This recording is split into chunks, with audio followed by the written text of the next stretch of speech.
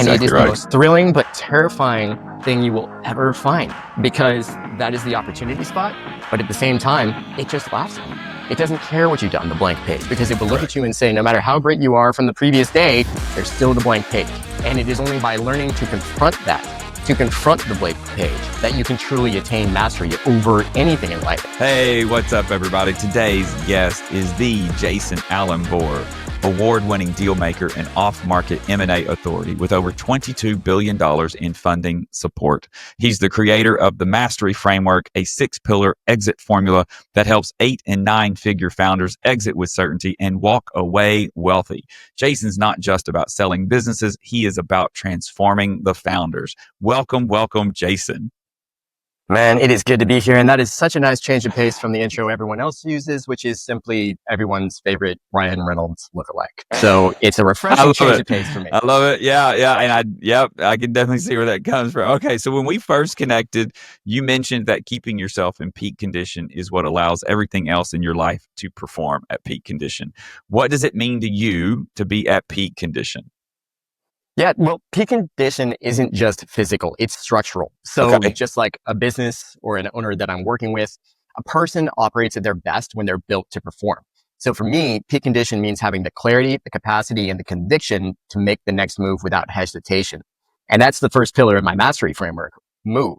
Most people delay action thinking that they need more time, more information. But when you're operating at peak condition, you shrink the move and you simply start. The first step creates momentum, and the next step gives you clarity. And that's all there really ever is simply the next step. So when you're in peak condition, that becomes very obvious and very intuitive, very natural for you to do. Okay. So, when we think of peak condition, like let's start with physically, because I think that's where a lot of people go mentally. So what is peak condition to you physically? Yeah. And it's interesting that I like the way you said that, right? Peak condition physically, that's where people go mentally. I dial in my physical condition primarily for the mental benefits, the mental and emotional benefits. Absolutely. Because when I am consistent and disciplined with my own physical, whatever it is, right? Like I very much enjoy cardio. I enjoy strength training. I enjoy stretching. I could do a little bit more stretching though, if I'm being perfectly honest. It's what I get up here.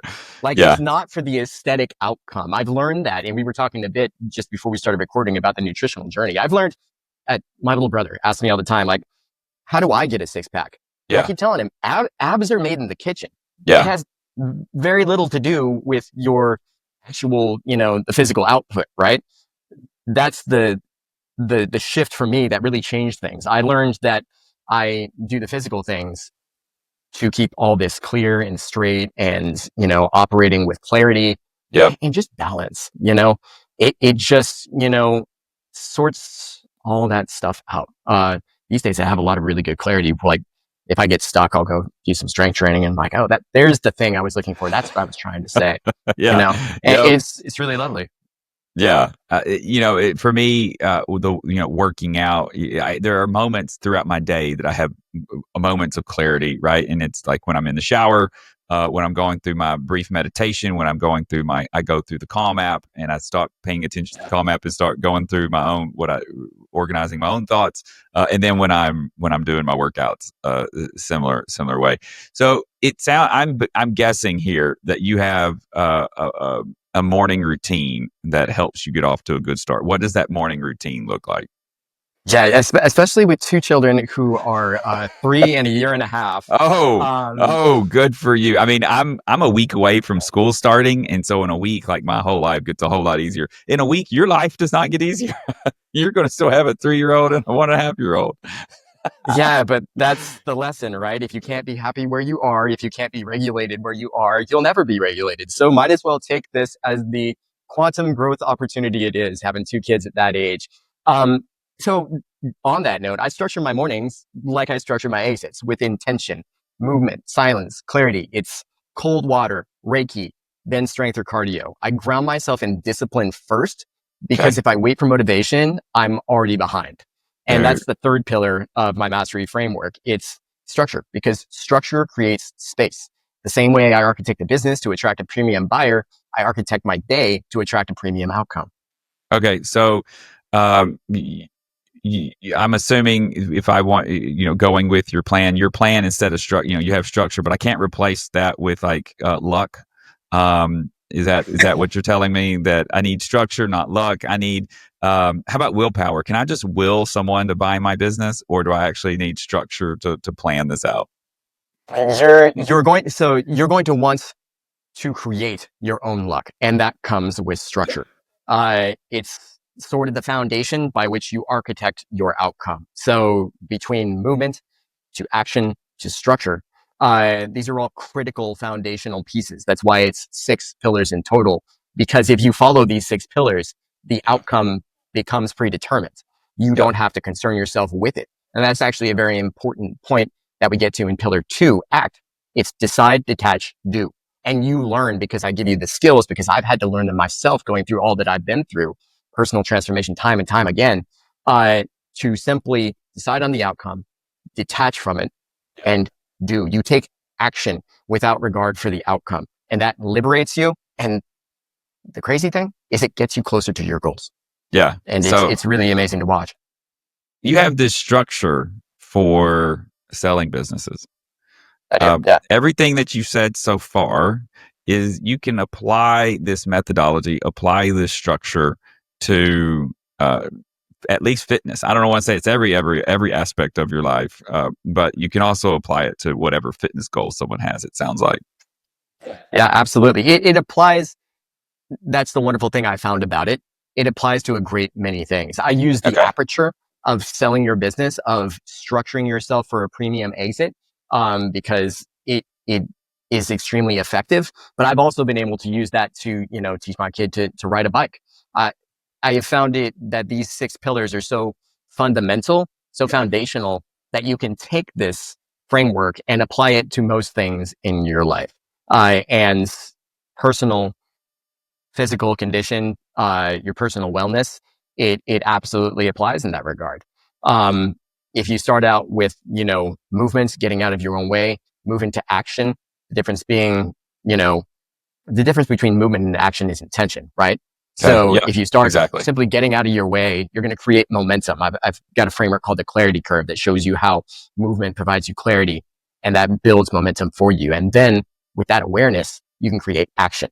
And that comes from intention. And once you're really taking some action, that's when you can simply decide and detach to, because I've seen that time and time again. When I simply know what I want, I decide that's what I've chosen, I forget about the middle ground and focus only on the next step, as I did in pillar 1. The middle will come into focus.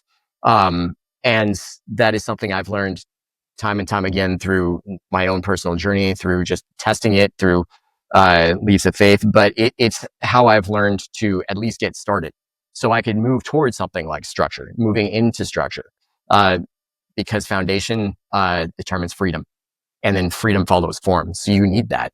Um, and that's really where I see it being most applicable to our conversation today as well. Okay. Okay. So what are you said there's 6 pillars to your framework. What are the 6 pillars?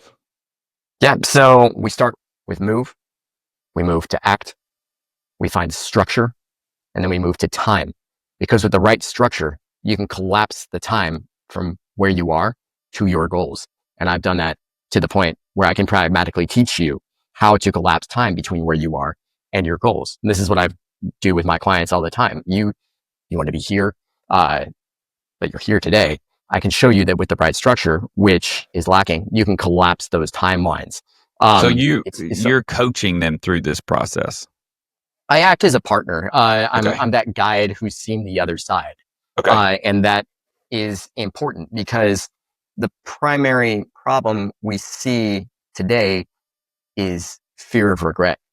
I had a client describe it to me this way: it's like dying. You only get to choose one way to do it. And I thought, wow, that that's a bit grim, but I think it also, as hyperbolic as it is, it effectively communicates the kind of apprehension I feel when I talk to a lot of folks. That's really the kind of weight and gravity that they see around this decision. And that's because the cause is uncertainty. on a lot of levels. You have no one to trust. There is no like sort of gold standard you can look to this point. There is no partner that you can find. And that's why I created the mastery framework, because I became the partner I couldn't find in doing this, because this was the market need, because you don't know what's on the other side. I do this often, but you are likely to only do this once, having been through my own, very dramatic life changes, recovering from brain surgery to a lifetime as a recording artist to a world of, success as a corporate strategist to now where I am with this business. I have had to reinvent. And so that's where I can provide value to you, because I've been through this. I've seen the other side, and I can be your guide. And so I can help you with the fifth pillar, which is exit. Exit and execution is huge, because at a certain point you have to confront the idea that freedom begins where your identity ends. And that will, with the frameworks and exercises I provide you, allow you to move on to the final step, which is repeat. And I know everybody, assumes that is the end, but no, that the framework I've developed is a flywheel, because it helps reinforce the idea that the exit was never the end. This is simply one peak of many mountains. And you now have the opportunity to choose where you want to go next. So it removes the finality and brings in a different kind of energy, because this is now something that you can look forward to and can see the other side of. And that's very important. You have to know where you're going and know that there's something on the other side of this. And throughout the framework that I provide for you, be it, exiting your business or mastering your own body in the form of peak performance. Even once you've done that, the idea is that you can repeat, right? So, from exiting a business, you have multiple options to reinvest. We work with something called the return matrix that helps you understand where to do that. But it's also applicable to being in peak performance as an entrepreneur. Now I get to do things, speaking for myself, like give back in, having this conversation with you to talk about what it means for me, what it's done for me. I'm also a different person in the way I show up because of my own discipline and my maintaining my peak condition. I'm a different person in the way I show up for my family, for my children, for my clients, for my community. And that's all very important. It opens up a whole world of opportunity to serve like I didn't know prior. And the funny thing is, time and time again, I found that, my greatest capacity to serve comes from when I'm really focused on dialing myself in. By focusing on myself, it really comes down to two principles. It's know thyself and love thyself. And it's amazing the kind of capacity it opens up to serve others.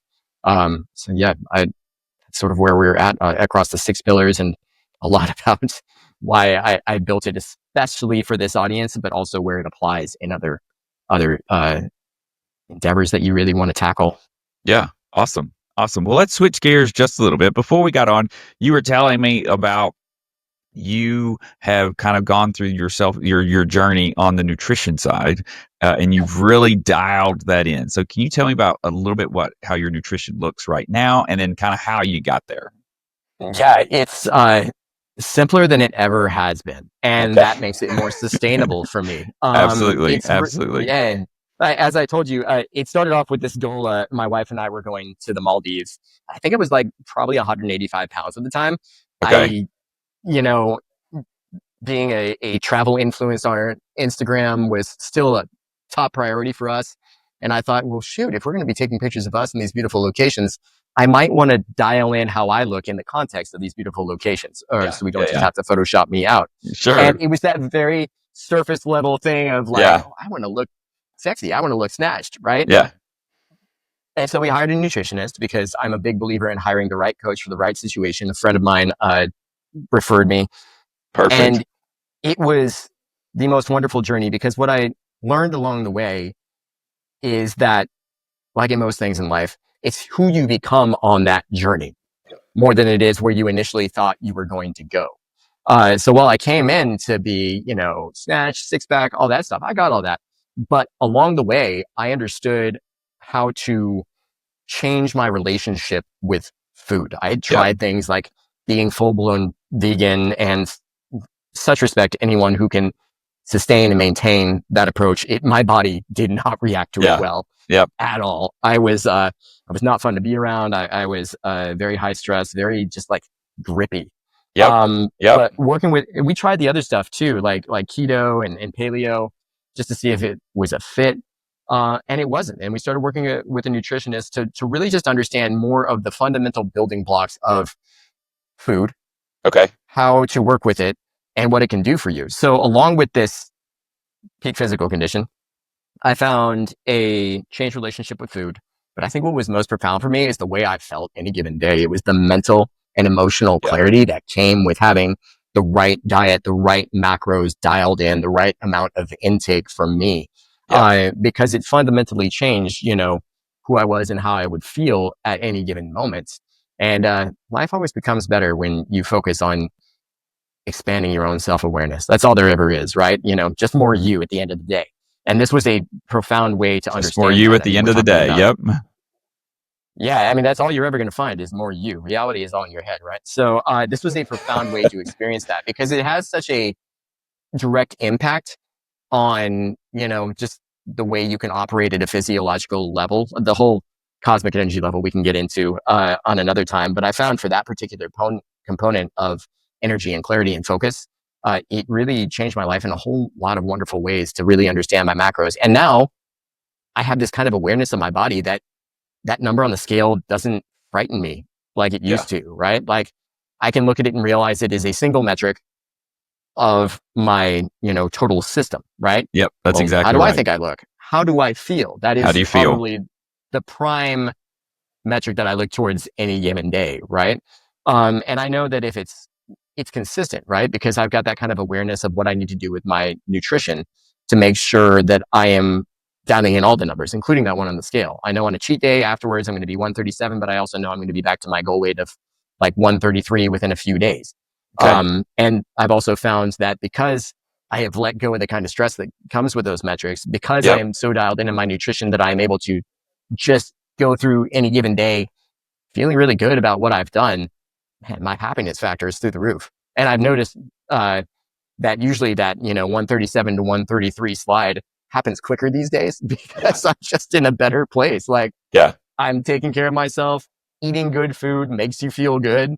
Eating good food makes you feel good. That's the more you feel good, the easier everything becomes. It's really wonderful, including managing your condition, your weight, your physical appearance, and more than anything, your mental state. Yeah, and one of the metrics that I use is my relationship with my wife. Like, how is that? Because if it's not good, like if we're snippy, I have the tendency to be the snippy one. If that's where our relationship is, that's another data point, right? And how often could that be for me? Super simple. Anyone who's known me for any time would tell you I'm either cold, hungry, or tired, right? I mean, if my relationship with my temperature, my body temperature, my food, or my sleep are messed up, then my relationships are going to get messed up. And the one that is the most obvious to me is the woman that I love the most and who loves me the most, right? We're going to be more honest with each other, which is what's wrong with you. Right? Yeah. No, I love that metric. And I'm so glad you said that because I used to, typical Taurus, I used to get very hangry very often. And talk about your relationship with your wife, that would fundamentally change my relationship with my wife because she wouldn't put up with it. Her brother was in a relationship for a while with someone who got hangry, very hangry, and was totally not tolerant of it. So she learned to very quickly identify hanger and a total lack of tolerance for it. So, and that's a good thing. Because it came from a place of compassion, because she would look at me and say, you're clearly not in a great space. Correct. Eat something. And now I can address that problem without skewing my macros, without, skewing the other metrics, and overall improving everything, including my relationship with my wife. I just don't get hangry really at all, or at least not the way I used to. Sure. And that's sort of the awareness journey again, right? Like I've just got to, it's two things. It's my relationship with food and it's my own awareness journey, because I now have a different level of awareness for things. And I know how to address it when I get there. I've got the right toolkit of things to do if I feel hungry, or if I'm like getting hungry. And so, you're absolutely right. I'm glad you said that, because my metric my relationship with my wife is a very clear barometer of how I am feeling on any given day. It's the looking glass self. We know ourselves through others. Yeah, yeah, exactly, exactly. Now you're telling me a little bit about this journey, starting at the Maldives. How long did it take you to get from where you started to where you are? I worked in 6 months. No, it was the 3 month increment. Okay, So it was a pretty transformational thing across 3 months. And you would think that would be crazy difficult, but it was actually easier. We just had, a couple go-to meals that we could prepare, which okay, is also yep, fun because I'm yep. not good at like thinking like, well, what are we going to have for dinner tonight? That's Like, exactly right.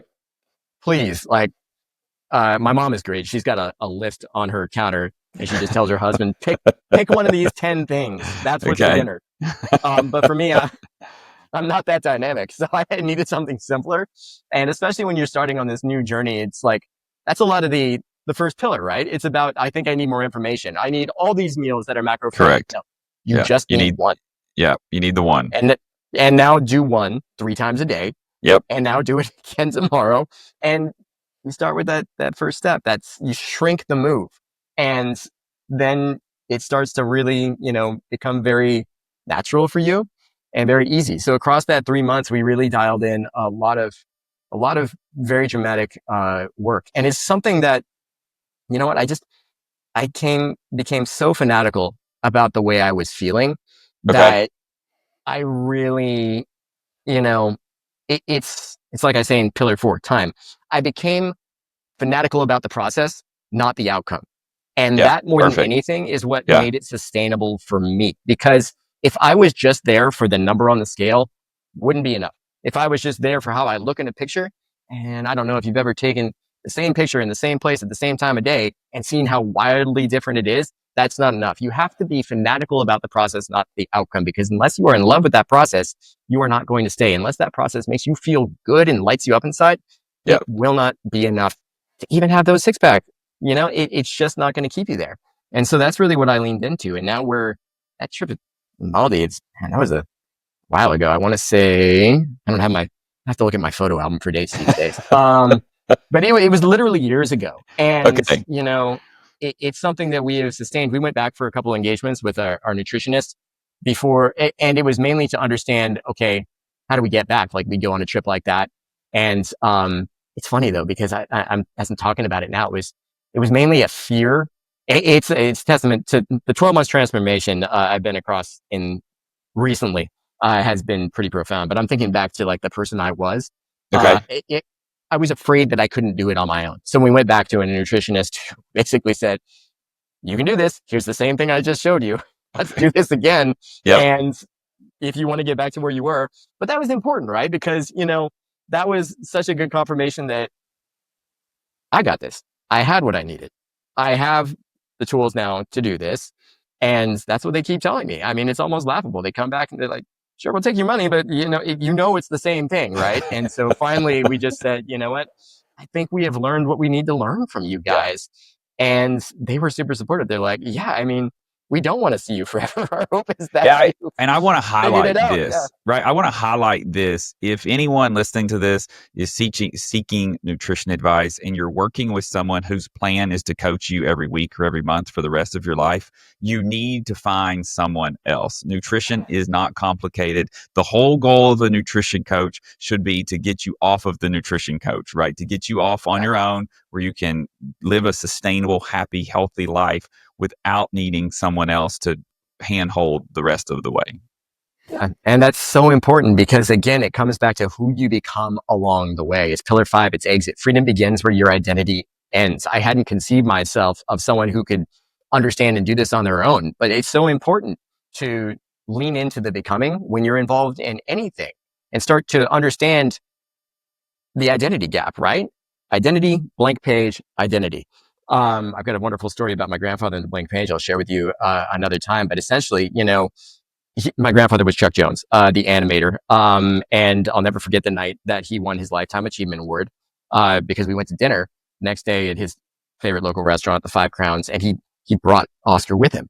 And man, it was wonderful because he would set it in front of the table and everyone who came by, did you meet my friend Oscar? And the wait staff all family at this point. They came by and they picked him up and passed him around the room. Oscar said hi to everyone in the room. But when he got back and sat down in front of my grandpa, his whole face changed. He went from this joyous smile to like fear. And I looked at him. I was like, Grandpa, what's wrong? Yeah. It's like, it's this statue. I'm like, Grandpa, did someone scratch it? No, it's what the statue means. It means I'm again faced with the burden of the blank page. Yeah, And it is the most thrilling but terrifying thing you will ever find. Yep. Because that is the opportunity spot. But at the same time, it just laughs at you. It doesn't care what you've done, the blank page, because it will look at you and say, no matter how great you are from the previous day, there's still the blank page. Yep. And it is only by learning to confront that, to confront the blank page, that you can truly attain mastery over anything in life. And that story was so profound and powerful to me, because without that ability, without that discipline, it's not like you want to choose that kind of discomfort. But if you want to choose mastery, if you want to choose greatness in anything, you need to become so familiar with that. You need to become so well versed in what happens on that blank page that it is just muscle memory to respond to it. And, you know, to your point of never needing a coach again, that is such an important part of it. That's, you know, that's why it is pillar 5 and the exercise we do in pillar 5 for the exit is because if you want to come back and we want to work on something, you know, again, amazing. But I didn't design this program. I didn't design this framework to keep you on a yearly retainer year after year. Exactly. You want to partner and we can do something meaningful? I would love to work with you. But much like a nutritionist, the journey should be to the real win for me is to see you grow, to see you lean into the becoming. Yeah. With business exits, with business mastery, with nutrition, with peak performance. That's the real win, is when I am able to look at you and see what I've gone through, when you have really leaned into the becoming and you have really leaned into this expanded identity, this heightened awareness. I mean, that is really where true miracles happen. And you start seeing the physical evidence of it all around you. And I just think that's such a profoundly special thing. Because at the end of the day, the money's nice. Your 6-pack, super nice. But man, the kind of true life change that comes with leaning into understanding it's who you become in the process, that's when the truly unexpected happens. And there's just something inherently wonderful about it. Awesome. Well, thank you for sharing that. As our conversation winds down, if you could give our listeners just one action to move forward, what would you recommend they do? I think it's just very fundamental. Interrupt the pattern of paralysis and take the next step. And that applies to Okay, so let's repeat that. Interrupt the pattern of paralysis and take the next step. It's just that simple. And I think, well, I know I have been guilty of getting in my head so many times, thinking I need more. And that's the mistake, right? I need more before I can move. But that's where the mindset shift comes, and you begin to realize it's simply the next step. Like, that's the only thing I have to worry about. Yep. And with that method, you can shrink the move. You can start small, and then all this wonderful stuff, a full other 5 pillars expand in front of you. And the kind of meaningful change you can enact in any area of your life becomes just really fundamentally powerful. The way you can begin to master business yourself. I mean, at the end of the day, that's what it is, right? It's a mastery of self. There is very little to nothing that you can control in this world outside of you. And even then, on any given day, I'm lucky to say I'm in complete control of myself. But I do feel I have reached a level of mastery of myself that has allowed me to at least translate how I've managed dramatic change and transformation in my life time and time again in a way that I can now share with others. And I hope you and your listeners found it valuable. I hope it helps provide some language to what they may be trying to accomplish as entrepreneurs. Because I think it's fundamentally important to have a shared language that you can use to talk about the things we're all going through. So yeah, just interrupt the pattern of paralysis. Take the next step. Perfect. How can people reach out to you? You can get a hold of me at Jason Alan Bohrer anywhere. I've got a brand new landing page. I've got, a brand new, mastery framework that is making its way into the world. You can find me on social. I'm on Instagram, Facebook, TikTok, YouTube. I am everywhere you want to be. Very good. Yeah. Very good. So LinkedIn, feel free to reach out if you're going through something where you need or desire to apply a level of mastery to it. I'll walk you through it. Awesome. Well, it was very nice talking to you, Jason. Really appreciate the wisdom that you shared with me and our listeners. Hope you have a great day. You as well. Bye.